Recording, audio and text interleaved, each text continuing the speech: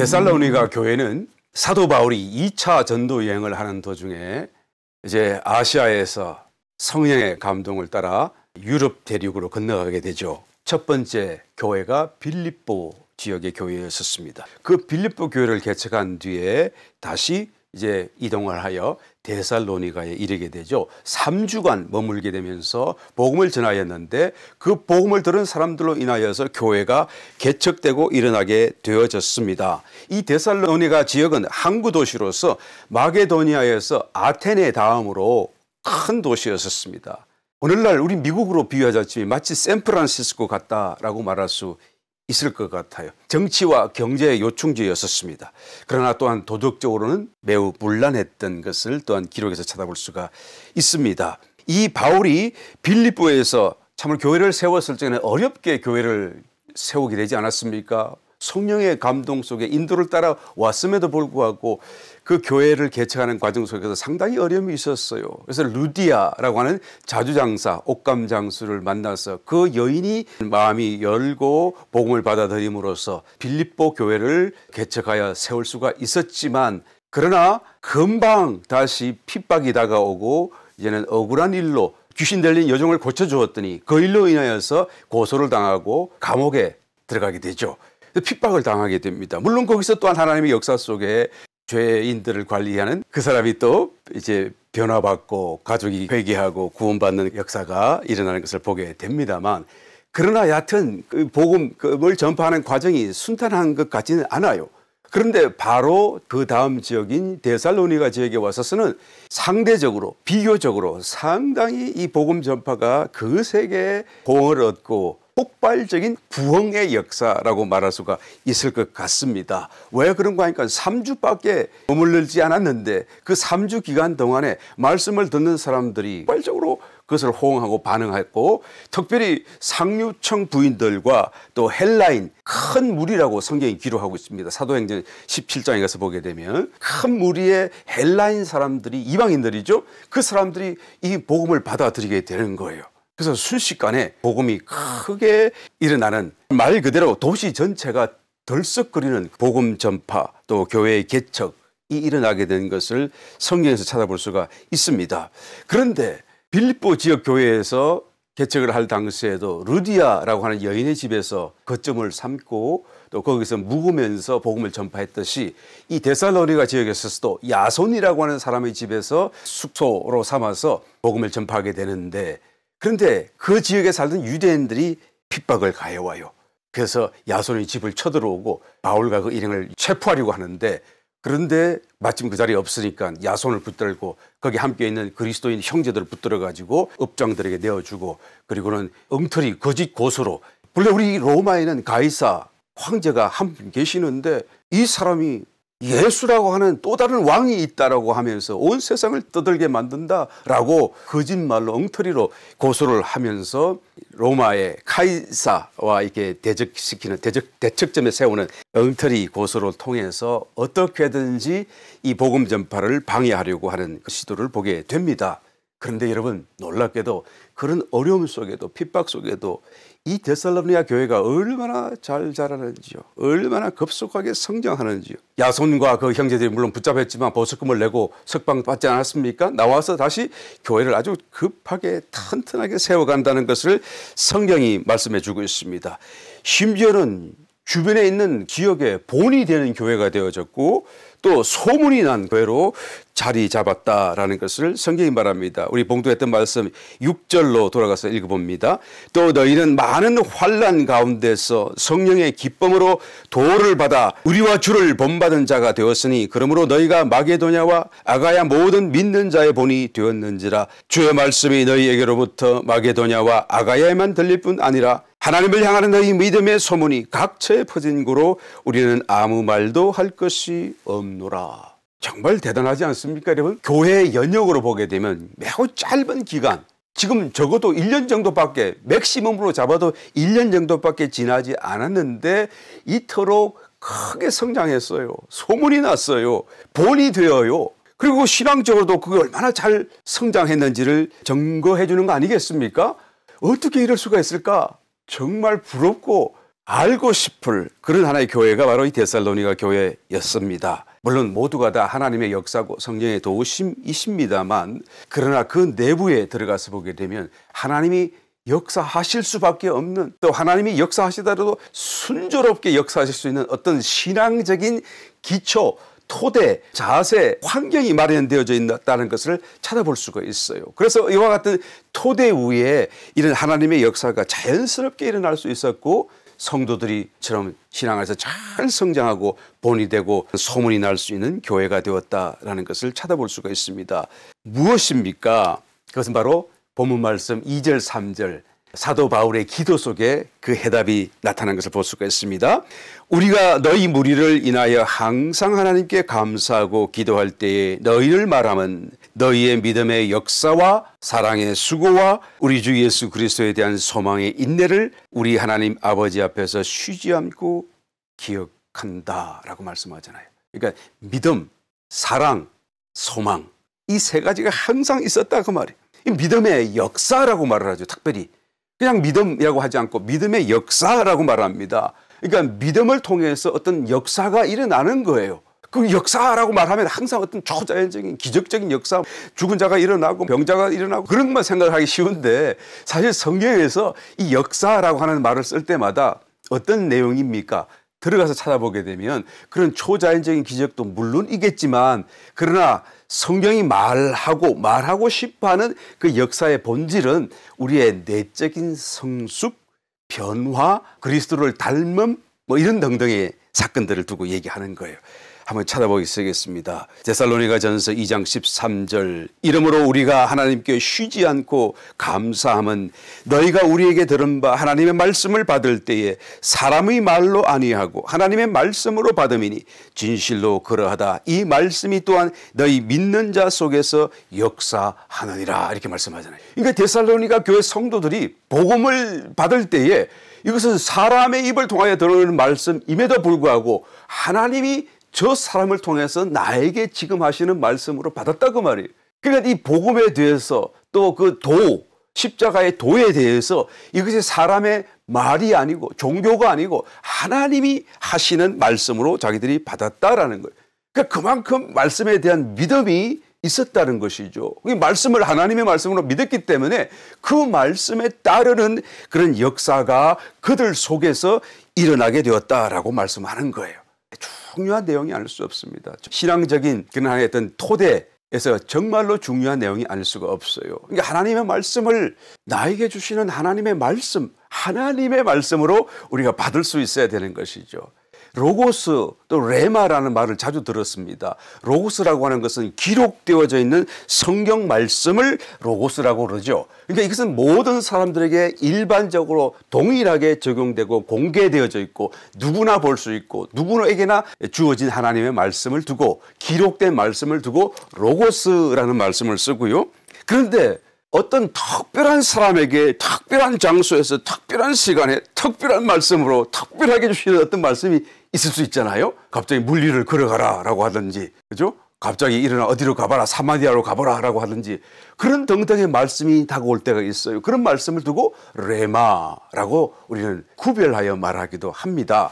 그래서 이 기록된 성경 말씀을 우리가 레마로 받아야 된다. 그래서 레마로 받기 위해서 이 말씀을 두고 묵상도 하고 기도도 하고 자꾸 이 말씀을 듣고 우리가 씨름하는 마음으로 말씀을 더 읽어가야 한다. 그래서 결국 레마의 말씀으로 다가오도록까지 우리가 말씀을 묵상해야 될 필요가 있다. 그 레마의 말씀으로 다가올 때 우리는 정말로 하나님의 역사를 체험하게 될 것이다 라고 우리가 말하지 않아요. 예, 맞는 말씀이에요. 그렇게 해야 돼요. 그렇게 말씀을 그렇게 하는 이유는 그만큼 이 말씀을 하나님의 주어진 로고스의 말씀을 더 읽고 더 묵상하고 더 간절하게 하나님의 말씀으로 여기고 그 말씀을 받아들이도록 하기 위해서, 그래서 로고스를 레마로 만들어 가라는 말씀을 하는 것인데, 우리가 그 말씀을 너무 구별하다가 보니까 이제는 함정에 빠져버렸어요. 무엇입니까? 레마의 말씀만 하나님의 말씀이고 이 로고스의 말씀은 하나님의 말씀이 아닌 것 같이, 또 하나님의 말씀이라는 걸 내가 믿어도 나와는 상관없는 말씀, 나에게는 역사가 일어나지 않는 어떤 말씀 뭐 그런 정도로 잘못 생각하는 이런 엉터리 잘못된 무의식적인 생각의 습관이 생겨나게 된 것을 우리가 보게 되더라라는 것이죠. 여러분 여기서 우리가 분명하게 우리 자신을 일깨워 가야 됩니다. 이 말씀도 하나님의 말씀이에요. 이 말씀도 나에게 주시는 말씀입니다. 이 말씀을 정말 하나님의 말씀으로 여겨야 돼요. 그리고 그 말씀을 내가 정말 무슨 말씀이 있나 하고 열어서 보고 또 묵상해 가고 그래서 그 말씀이 정말로 나에게 주시는 하나님의 말씀이라는 것을 내가 믿기 시작하게 되면 그 믿음 때문에 로고스가 레마가 되고 레마가 역사가 되어서 우리의 삶 속에 하나님의 말씀에 믿음의 역사로 나타날 수 있게 된다는 것입니다. 우리가 특별한 때에 특별한 장소에서 특별한 어떤 여전히 신비한 체험만을 우리가 기대하면서 이것도 아니야 저것도 아니야 다 아니야 하고 그것만을 쫓아서 40일 뭐 무슨 저런 산산 기도가 붕이라는 붕이를 다 쫓아가고 뭐 그런 식으로 한다는 것은 우리가 원수에게 함정에 빠지는 속는 하나의 사건이 아닐 수가 없다는 거예요. 이 말씀을 하나님의 말씀으로 우리가 믿어야 돼요. 데살로니가 교인보다는 훨씬 더 많은 말씀을 우리가 가지고 있잖아요. 손에 쥐고 있잖아요. 열어보십시오. 얼마나 많은 약속이 있고 축복이 있고 소망을 주는 말씀이 얼마나 많은지 모르죠. 이 말씀을 다 내 것으로 삼아가야 된다라는 거예요. 그럴 때 믿음의 역사가 일어나게 된다라는 것입니다. 두 번째, 데살로니가 교회는 사랑의 수고를 했던 교회였다. 데살로니가 전서 3장 6절 7절 지금은 디모데가 너희에게로부터 와서 너희 믿음과 사랑의 기쁜 소식을 우리에게 전하고 또 너희가 항상 우리를 잘 생각하여 우리가 너희를 간절히 보고자 함과 같이 너희도 우리를 간절히 보고자 한다 하니 이러므로 형제들아 우리가 모든 궁핍과 환난 가운데서 너희 믿음으로 말미암아 너희에게 위로를 받았노라.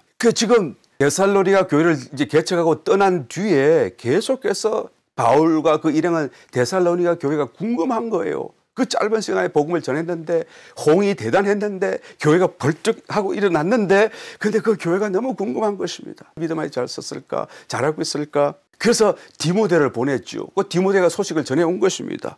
그런데 그 소식은 기대 이상이었어요.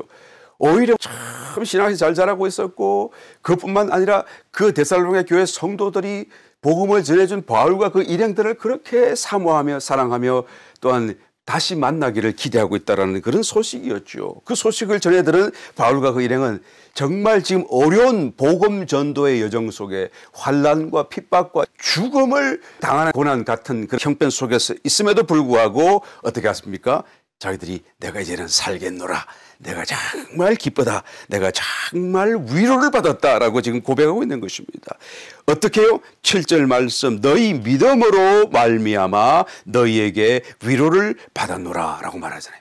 너희 사랑으로 이렇게 말을 해야지 사실 이해가 될 것 같은데 우리가 너희를 보는 것 같이 너희도 우리를 간절히 보고자 한다 하니 너희 믿음으로 말미암아 너희에게 위로를 받았노라 라고 말을 하죠. 말이 틀린 말씀 같습니다만 사실은 이 말씀이 맞는 말씀이죠.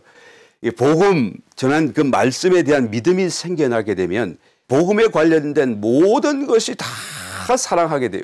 그렇잖아요. 그러니까 복음을 전해주는 그 사람을 당연히 사모하고 사랑하고 더 그렇게 될 수밖에 없죠. 그러니까 사도 바울은 그들이 우리를 사랑한다는 것의 그 이유를 지금 말씀하고 있는 거예요. 왜 저들이 나를 사랑하는가? 마치 어쩌다가 만난 사람인데 3주밖에 만난 것이 없는데 나를 이렇게 깊이 사모하고 사랑하는 이유가 뭔가라는 것을 지금 말씀해 주고 있는 거예요. 자기들 속에 전해진 그 복음이 씨앗이 되어서 뿌리를 내리고 이제는 그 자라나는 거예요. 무엇이요? 믿음으로 자라나는 거예요. 그에 대한 말씀에 대한 믿음이 더 자라난 것이죠.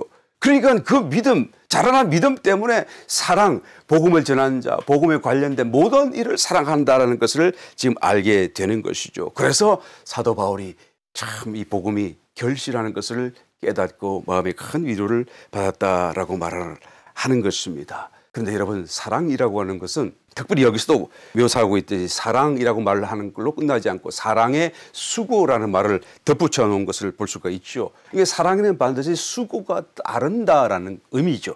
사랑에는 어떤 실천, 실행이 있어야 한다. 어떤 행위와 함께 한다라는 그런 의미를 여기서 벌써 내포하여 우리에게 말씀해 주고 있는 것입니다. 그러니까 사랑, 마음으로만 해서는 사랑이 온전해질 수가 없어요. 그 마음에 따르는, 사랑하는 마음에 따르는 어떤 실행과 어떤 수고, 손을 수고가, 섬김이 또한 있어야 이 사랑이 온전해지고 또 사랑이 될 수 있다라는 것을 지금 말하는 거예요. 사랑의 수고. 그래서 이런 단어를 쓰고 있는 것이죠. 사도 요한은 평생토록 사랑하라, 사랑하라, 서로 사랑하라, 그 말만 설교했던 분이에요. 신비한 체험과 놀라운 최고봉의 신비 체험과 경지를 보고 온 사람이었고, 또 하나님께로부터 그것을 전달하도록 위임을 받았던 사도 아니겠습니까? 그 사도가 이제 모든 것을 다 깨달은 그런 하나의 어떤 선각자로서, 믿음의 선각자로서 해줄 수 있는 가장 중요하고 또한 큰 말씀이 바로 사랑이었다라는 거예요. 그래서 끊임없이 사랑에 대한 이야기하는 것입니다. 너희 그냥 사랑해라. 서로 사랑해라.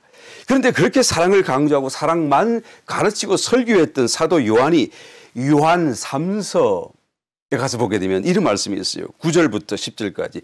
내가 두어 자를 교회에게 썼으나 저희 중에 어떤 되기를 좋아하는 디오드레베가 우리를 접대하지 아니하니 이러므로 내가 가면 그 행한 일을 잊지 아니하리라. 이렇게 적어놨죠. 그러니까 어느 교회인지는 지금 정확히 모르겠습니다만은 디오드레베라고 하는 사람이 교회 중에 한 사람인데 그 교회 중에서 자기가 대장이 되고 싶어 하는 거예요. 그런데 이 사람이 사도 요한, 사도조차도 교회에 오는 것을 방해하고 또 오셨음에도 불구하고 접대하지도 않고 이런 있을 수 없는 일들을 자행했던 것을 지금 말씀하고 있죠. 그래서 아마 직접 자기가 가서 이제 접대를 받지 못한 것이 아닐 거라고 생각이 되어지는데요. 자기 이름으로 뭔가 또 다른 제자를 보냈을 것이라고 생각되어지는데 여하튼 받아들이질 않았고요. 그래서 뭐라고 그럽니까? 그러므로 내가 가면 그 행한 일을 잊지 아니하리라. 반드시 그 일에 대해서 이제는 물을 것은 묻고 또한 책벌할 것은 책벌할 것이다 라는 것을 지금 말씀하고 있는 것이죠. 저가 악한 말로 우리를 망령되이 평론하고도 유의 부족하여 형제들을 접대치도 아니하고 접대하고자 하는 자를 금하여 교회에서 내어 쫓는다. 나뿐만 아니라 또 다른 형제들도 또 다른 선교사들 또 다른 사람들을 교회에 찾아오는 모든 형제들을 다 내어 쫓는다라는 것을 지금 말하고 있는 것이죠. 여러분 그토록 사랑을 설교하고 가르치고 사랑이 제일 중요하다라고 또 깨달은 사도 요한 같은 분이 자기를 접대하지 아니했다고 그래서 그 사람을 기억하고 미워하고 책벌하겠다. 반드시 조처를 하겠다라고 하는 말이 여러분 얼른 이해가 되어지십니까? 이 말은 우리가 오해 없이 들어야 돼요. 자기를 대접하지 않았기 때문에 그 사람에게 꿍해가지고 뭔가를 이렇게 책을 주겠다라는 의미가 아니에요. 사도 요한이 지금 말씀하고 싶은 것은 그와 같은 행실, 행동은 사랑이 없음을 말하기 때문이다라는 것을 지금 지적하는 것입니다. 사랑이 없다라는 그 말은 무슨 말입니까? 신앙이 아니다 말이고 또 사랑이 없다 그 말은 사랑이신 하나님이 그 가운데 안 계신다라는 의미 아니겠어요? 자기를 대접하지 않았다고 해서 덮어줄 수 있는 거 아무것도 아니라고 좋은 게 좋은 거라고 이렇게 사랑으로 감수할 수 있지 않아요? 그럼에도 불구하고 그것을 크게 생각하고 크게 지적하고 또 그것을 온 교회 가운데 이렇게 성경책 속에까지 드러내면서까지 지적하는 이유가 무엇일까요? 사랑이 중요하다는 거예요. 사랑이 있어야 된다는 것이죠. 그 사랑에는 반드시 수고가 따르고 섬김이 따르고 어떤 실행과 실천이 있어야 된다라는 것을 사도 요한이 너무 중대하게 생각하기 때문에 이렇게 말씀하고 있는 것입니다. 사랑의 수고. 그죠? 사랑하는 일에는 반드시 수고가 뒤따르는 거예요. 이 교회 손님, 교회에 오시는 분들을 우리가 정말 다른 교회 성도들까지도 우리가 마음으로 품을 수 있는 사랑이 우리 가운데 있어야 한다. 데살로니가전서 4장 9절부터 10절까지 형제 사랑에 관하여는 너희에게 쓸 것이 없으면 너희가 친히 하나님의 가르치심을 받아 서로 사랑함이라. 너희가 온 마게도냐 모든 형제를 대하여 과연 이것을 행하도다. 형제들아 권하노니 더 사랑하라. 더 많이 해라. 여러분 놀라운 일 아닙니까? 이제 개척된 지 1년 정도밖에 되지 않는 교회가 온 마게도냐에 그죠? 소문이 나고 또 모든 그 마게도냐에 있는 형제들을 사랑했다라는 거예요. 어떻게 사랑했을까요? 그냥 말로만 했을까요? 그렇지 않겠지요. 뭔가 찾아갔을 것이고 뭔가 보냈을 것이고 뭔가 그들을 여하튼 어떻게든지 우리 교회도 좀 더 많이 그렇게 사랑을 할 수 있어야 할 줄 믿습니다. 옆에 있는 리치몬드 교회도 더 사랑하고 또 저에는 또 뉴욕에 있는 교회도 더 사랑하고 우리가 할 수 있는 사랑을 자꾸 나눌 수 있는 이 사랑의 수고의 영역을 넓혀감으로써 소문난 교회, 믿음 안에서 본이 되는 교회로 우리가 만들어 가야 되지 않을까라는 생각이 듭니다. 할렐루야. 형제의 사랑에도 이와 같이 정말 열심히 했던 교회가 바로 데살로니가 교회였다 라는 것을 말해줍니다. 데살로니가전서 1장 10절 또 죽은 자들 가운데서 다시 살리신 그의 아들이 하늘로부터 강림하심을 기다린다고 말하니 이는 장래 노하심에서 우리를 건지시는 예수시니라. 그러니까 다시 오실 재림의 주님을 지금 기다리고 있다. 소망의 인내 가운데 소망 가운데 인내하며 지금 예수님을 기다리고 있다라는 것을 지금 말씀하고 있는 거예요. 하늘로부터 강림하심을 기다린다. 정말로 기다린다고 한다면 여러분 그들의 삶이 어땠을까요? 주님이 재림하실 것을 기다린다고 한다면 그들의 삶이 어떨까요? 오늘 오시나? 아침에 잠을 깨고 일어나면서 혹시 오늘 오시나? 또 그날 저녁에 침대에 들어가면서 오늘은 오시지 않았지만 혹시 내가 잠자는 중에 아니면 내일이라도 오실까? 이제나 저제나? 그런 마음으로 여러분 이 세상살이에 이런 마음을 둘까요? 내 집이 어떻고 내 자동차가 어떻고 또 내 뭐 어떻게 10년 뒤에 또 뭐가 어떻고 그런 걸 생각하면서 살까요? 하루하루 주님을 기다리면서 사는 그러면서 그날의 어떤 괴로움과 문제와 어떤 형편들을 다 감당하면서 인내하면서 결국 이것은 다 벗어버릴 것이고 떠날 것이라는 것을 내가 알기 때문에 믿기 때문에 인내하면서 소망 가운데 살게 되지 않을까요? 그러니까 이 데살로니가 교회는 이와 같이 믿음과 사랑과 소망 안에서 살아가는 교회였었어요. 그러니까 얼마나 준비된 교회입니까? 준비된 성도입니까? 그러니까 성령님이 그냥 자유자재로 그 가운데서 역사하시는 모습을 보게 되는 것입니다. 그러니까 이제 뭐 몇 마디 안 되는 복음의 말씀을 듣고도 그들이 그렇게 아름다운 신앙의 본이 되어지면서 인근각처에 이제는 본이 되는 교회로서 소문이 나게 되었다라는 것을 알게 되어지죠. 그러나 여러분 여전히 성장과 성숙을 위해서는 시간이 필요합니다. 아무리 각성을 하고 또 깨어나고 뭔가 위대한 준비가 되었다고 할지라도 여전히 성장과 성숙에는 시간이 필요해요. 아직 1년밖에 되지 않았어요. 잘 성장하고 있습니다만은 사도의 입장에서는 이게 불안한 거예요, 마음이. 왜? 원수가 있잖아요. 성도가 잘 되는 것을 두고만 볼 수 없는 그런 원수가 있기 때문에 이 교회가 더 튼튼히 서가기를 염려하는 마음으로 늘 기도하는 그 사도의 마음 속에 어떤 불안감, 그죠? 그것이 있는 거예요. 그래서 이 데살로니가 교회에 편지를 쓰면서 한 가지를 더 알려줍니다. 무엇을 알려줍니까? 하나님에 대한 지식이에요. 하나님의 행정과 경륜에 대한 신성한 지식, 영적 지식이라고 우리가 말을 하죠. 그런 지식, 또 영원한 진리이지 않습니까? 그 진리에 관한 말씀을 한 가지 더 알려주게 되는 것을 보게 됩니다. 에베소서 4장 13절 우리가 다 하나님의 아들을 믿는 것과 아는 일에 하나가 되어 온전한 사람을 이루어 그리스도의 장성한 분량이 충만한 데까지 이르러야 한다라고 말씀하신 것처럼 우리가 믿을 뿐만 아니라 또 하나님을 알아가야 돼요. 우리가 믿음, 사랑, 소망 안에 이게 모든 토대와 기반이 튼튼히 잘 잡았다고 할지라도 우리가 하나님을 계속해서 알아가는 이 영적인 지식에서 성장해 가지 아니하게 되면 원수의 공격과 원수의 유혹과 원수의 책략 속에서 흔들리고 오류와 이단과 엉뚱한 길로 자기는 더 열심히 하나님을 믿으려고 하지만 자기의 의도와는 다르게 잘못될 수가 있기 때문에 우리는 하나님을 알아가야 되는 것이죠.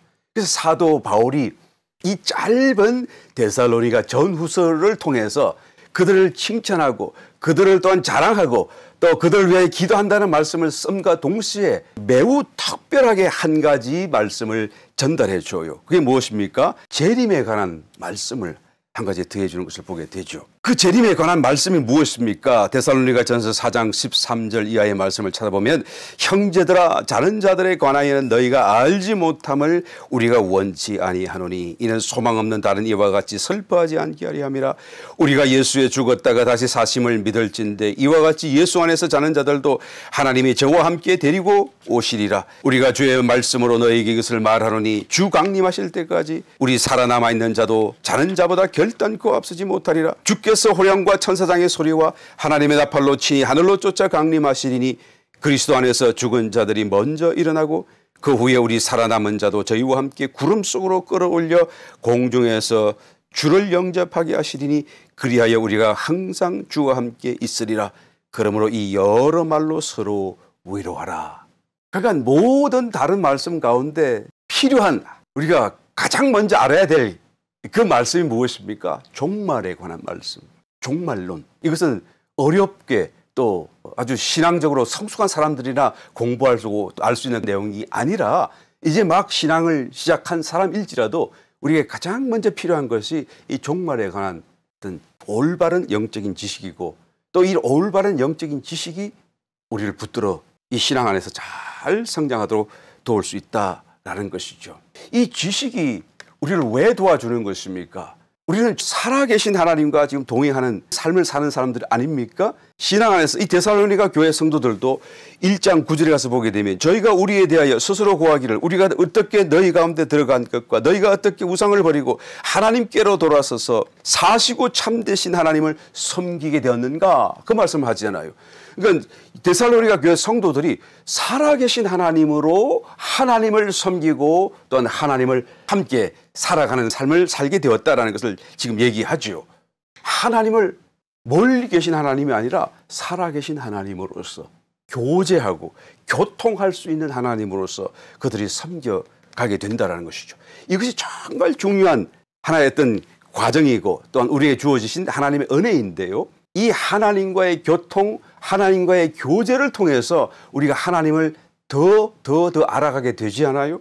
하나님을 더 알아간다는 것은 성경으로도 알아갈 수가 있겠지만 그러나 이 교제는 하나님을 직접적으로 우리가 체험하는 또 하나님을 더 깊이 알아가는 말씀, 기록된 말씀으로만으로는 우리가 도무지 알 수 없는 그 하나님의 내면까지를 우리가 또한 체험할 수 있는 길이 바로 살아계신 하나님, 우리와 교제할 수 있는 그 하나님의 교통 체험 속에서 우리는 하나님을 배워간다라는 거예요. 하나님 체험이라고 하는 것을 우리가 말할 때마다 뭔가 아주 초자연적인 신비 체험이나 또 가끔씩 우리가 얻게 되는 어떤 환상이나 물론 그런 것들로 통하여서 하나님을 우리가 배워가게 되겠지만 그러나 더 하나님을 깊이 정확하게 자세하게 깨달아갈 수 있는 길은 하나님과의 교통이에요. 하나님과의 교제입니다. 왜요? 하나님이 살아계시기 때문에. 살아계신 하나님이 우리 속에 와 계시기 때문에 그분과 교통하게 되면 우리는 하나님을 더 깊이 알아가게, 더 알아가게. 그런데 이 깊이 알아가는 과정 속에서 이 말씀이 너무 중요해요. 우리가 이 갈아가는 그것이 올바른가 틀린가를 가늠할 수 있는 어떤 척도가 말씀이 되어지게 되고 또 우리가 깨달음을 더 보충해주고 보강해주는 것이 하나님의 말씀이 되기 때문에 그런 것이죠. 하나님을 더 알아갈 수 있는 저와 여러분 되시기를 예수님으로 축원합니다. 어떻게 이분들이 데살로니가 교회 성도들이 하나님을 더 알아가게 되었나요? 우상을 버리고 9절 말씀 다시 한번 읽어봅니다. 너희가 어떻게 우상을 버리고 하나님께로 돌아왔나? 그리고 사시고 참되신 하나님을 섬기게 되었나? 라는 것을 지적하는 거예요. 그러니까 우상을 버렸다 그 말이에요. 우상이 무엇입니까? 하나님이 없던 구원받기 이전에 그 살아가던 삶의 때에 내 마음속에 어떤 목표, 어떤 소원 등등으로 갖고 살아갔던 것들이 모든 것이 다 우상이에요. 나의 삶을 이끌었던 어떤 모든 동기가 다 우상이라고 할 수가 있는 것이죠. 육신의 정욕, 안목의 정욕, 이생의 자랑, 그 전부가 다 이런 것들이. 그래서 보석과 명품을 좋아하고 따라가고 남이 하니 나도 하고 또 재산을 자랑하고 자식을 자랑하고 뭐 이런 등등의 모든 것들이 다 우상이죠. 그런데 그것을 버렸다 그 말이에요. 그걸 버리니까 어떻게 됩니까? 그 빈 자리에 하나님이 들어오시는 거예요. 내 마음을 얘기하는 것이죠. 내 빈 마음의 자리에 하나님이 들어오셔서 살아계시는 하나님으로서 내 마음 속에서 계속하여 이제는 우상이 나를 이끌어가던 그 삶을 하나님이 대신하여 이제는 나를 새롭게 이끌어 가시게 되었다라는 것을 지금 얘기하는 것이죠. 그래서 점점 아름다운 신앙의 성숙으로 이 데살로니가 교회 성도들이 성숙해 가는 모습을 보게 되는 것입니다. 여러분, 우리는 이 성도들처럼 하나님을 알아가야 될 필요가 있습니다. 어떻게 안다고요? 하나님과의 교통의 삶, 교제의 자리로 자꾸 나아가야 되죠. 어떻게 교통합니까? 하나님과 대화하세요. 대화를 하십시오. 어떻게 대화합니까?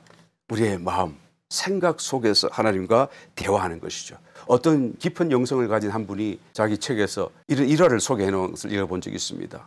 나는 하나님을 매일 만나요. 오늘 아침에도 하나님을 만났어요 라고 얘기했더니 옆에 있던 사람이 아이고, 그것은 하나님을 만난 게 아니고 내가 봤는데요. 당신은 일상생활과 똑같이 했는데 뭐 특별한 일을 내가 못 봤는데 그것은 당신이 생각으로 하나님을 이제 만났다라고 생각하는 것 뿐입니다. 하나님 만난 게 아니에요 라고 얘기를 했더니 이분이 뭐라고 대답을 한 거니, 그래요, 나는 하나님을 생각으로 만났습니다. 나의 생각 속에 하나님이 하나님의 생각을 주셨습니다. 나에게 얼마나 많은 생각을 하나님 주신지 나는 몰라요. 여러분, 생각으로 하나님이 우리와 교제를 하십니다. 이게 너무 당연한 일이에요. 성도라고 한다는 것은 중생, 거듭났다라는 말을 우리가 하지 않아요? 거듭났습니다. 무엇으로요? 하나님의 생명으로. 하나님이 들어와 계시고 우리 속에 살고 계시다는 것을 말하는 것이죠. 생각으로 하나님을 만나는 것은 너무 당연한 거 아니겠어요? 우리 속에 와 계시니까요. 살고 계시니까요. 여러분, 예수님이 십자가에 고난 당하시는 그 순간에 지성소의 그 두꺼운 휘장이 위에서 아래로 찢어져 버렸어요. 그 찢어진 뒤에 무슨 일이 벌어졌나요? 그 지성소에 가려져 있던 아무도 볼 수 없었던 지성소의 그 하나님의 직접적인 영광을 이제는 성소에서도 볼 수 있게 된 것을 의미하는 거예요. 지성소에는 아무도 들어갈 수 없었지만 그러나 성소에는 제사장은 들어갈 수 있지 않아요? 언제든 들어갈 수 있지 않아요? 지성소는 우리의 영을 상징하고 있고요. 성소는 우리의 혼을 상징합니다. 우리의 혼, 곧 우리의 마음, 우리의 생각, 우리의 감정, 우리의 의지, 이런 모든 것을 우리의 혼이라고 말하지 않습니까? 다시 말하면 이제는 영 안에서만 볼 수 있었던 하나님을 우리의 생각 안에서도 볼 수 있도록 열려졌다, 그 말이에요. 우리의 마음속으로 하나님이 들어오실 수 있게 되어졌다라는 것을 말하는 것이죠. 여러분, 생각을 통하여서 하나님을 우리가 만나고 교통하고 교제하는 것은 너무 당연한 것이고 매우 자연스러운 것이고 정말로 그렇게 되어야 정상적인 것이죠. 만약에 성도가 믿음 안에서 살고 사랑으로 살고 소망 안에서 산다고 한다면, 그래서 그런 거룩한 성도의 삶을 또한 견지하며 살고 있다고 한다면, 그런 생활과 삶 속에서 성도의 생각 속에 일어나는 생각들이 여러분 하나님의 생각이 되지 않겠어요? 하나님의 생각으로 충만해질 수밖에 없지 않겠습니까? 바로 이와 같은 상황이 하나님과의 교통, 교제하는 성도가 거룩한 삶을 살면서 또 하나님과 교통할 수 있는 하나님이 예비해 놓으신 은혜의 길이라는 것을 지금 성경은 말씀해 주고 있는 줄 믿습니다.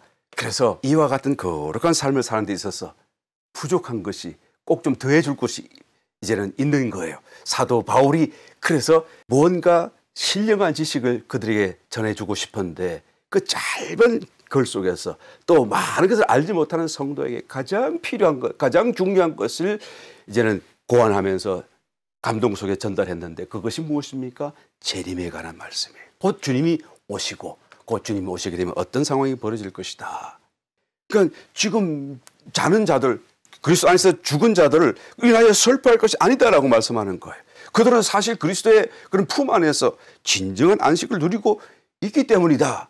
게다가 그들은 이제는 재림하시는 날 천사장의 소리와 나팔 소리가 나게 되면 가장 먼저 거기서 일어나게 될 것이고, 그리고는 말할 수 없는 영광으로 변화하게 될 것이고, 그리고 주님과 함께 천사들과 함께 이 땅으로 내려오게 될 것이다. 그래서 우리가 그것을 정말 믿는다고 한다면 우리는 자는 자들로 인하여서 슬퍼할 것이 아니다 라는 말로 곧 우리 모두가 다 그와 같은 상황을 맞이하게 될 것이다. 이 재림에 관한, 종말에 관한 말씀을 이제는 그 짧은 말 속에서 특별히 전달하시면서 이제는 소망을 가져라, 그리고 그 소망으로 인하여서 모든 삶의 형편을 인내하라라고 지금 말씀하는 거예요. 여러분, 인내한다는 것은 기다리는 것이죠. 무엇을 기다립니까? 재림하시는 주님을 기다리는 거예요. 그런데 왜 인내할 필요가 있습니까? 현재의 모든 어려움과 문제를 다, 또 그 불편함을 다 견뎌야 되기 때문에요.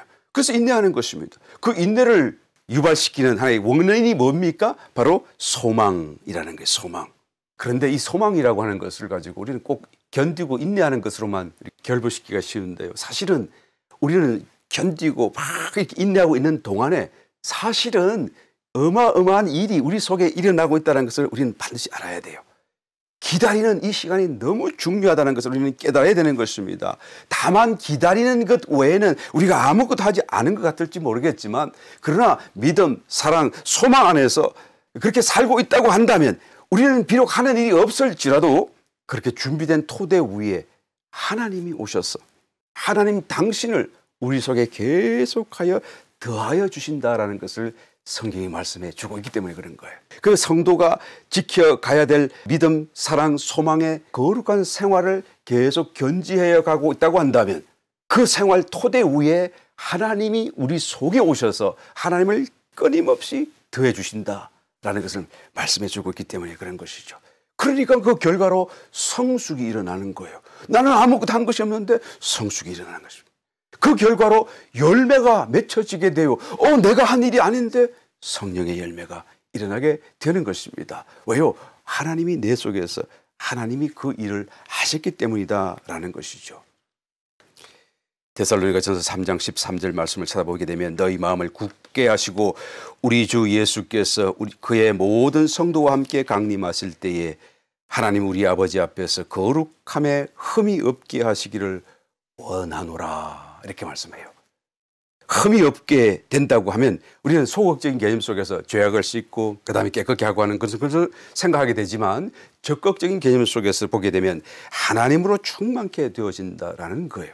주님이 재림하시는 날 성도가 변화해서 영광으로 그냥 빛을 비추게 되는 것은 그날에 비로소 없던 영광을 하나님이 주셔가지고 받아서 영광으로 빛난다는 것이 아니라 그전부터 내주하고 계시는 그리스도께서, 하나님께서 그날에 내 속으로부터 밖으로 그침없이 나오셔서 그래서 영광에서 영광으로 이르는 이 놀라운 빛나심이 일어나게 된다라는 것이죠. 결국 우리가 변형되고 변화된다라는 개념은 그날에 특별히 없던 것이 새로 생겨난다는 개념이 아니라 우리 속에 이미 와 계신 그리스도가 우리의 영으로부터 출발해서 마음으로 또한 채워지시고 우리의 육신까지도 가득 채워주셔서 우리의 몸이 변화가 일어나고 그리스도의 충만해진 결과로서 빛이 나게 된다라는 것을 사실은 말해주고 있는 것입니다. 그러므로 저와 여러분들이 이것을 방해하는 우리의 죄, 우리가 아직도 벗어버리지 않은 허물, 어떤 먼지, 세상의 때를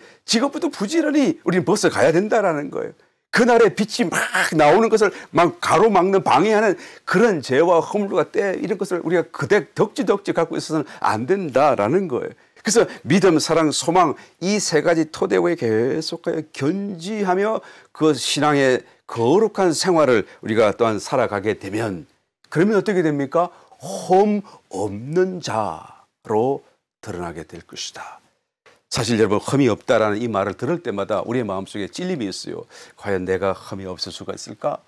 절대로 도무지 될 수 없을 거야 라는 생각이 아주 우리 마음속에 가득한다는 것을 우리가 고백하지 않을 수 없을 것입니다. 그러나 여러분, 이 일은 저와 여러분이 하는 것이 아니다라는 것을 알아야 돼요. 주님이 하시는 일이에요. 하나님이 하시는 일이에요. 우리가 하는 일은 무엇입니까? 믿음, 사랑, 소망. 믿음의 역사, 사랑의 수고, 소망의 인내를 통하여 우리가 계속 그런 삶을 견지해 가게 되면 그 시간 속에서 하나님이 우리 속에서 계속 지워내시고 씻어내시고 하나님 자신을 더해 주셔서 마침내 그냥 흠이 없는 자로 만들어 가시는 거예요. 사람으로는 할 수 없을 때 하나님은 하실 수 있습니다. 여러분, 이 말씀을 통하여 그 날에 저와 여러분이 흠이 없는 자로 다 드러나게 되시기를 예수님 이름으로 축원합니다.